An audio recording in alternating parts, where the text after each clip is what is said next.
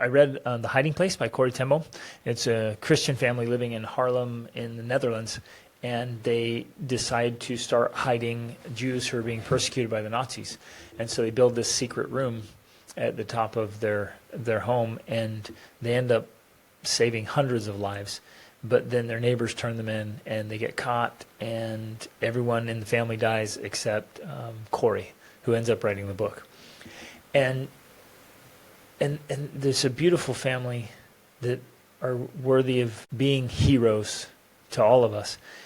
But they suffer, man. They suffer tremendously. And they suffer because they chose to do good, and they got in trouble for it. They could have not participated. They could have just kept to themselves and not helped. But, in their family, they're like, that's not even an option. It's not an option to not help, which is pretty awesome. And so because they chose to help, they ended up suffering horrendously.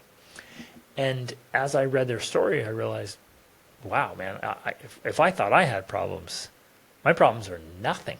My tough circumstances and situations are nothing compared to the suffering that was going on in these concentration camps.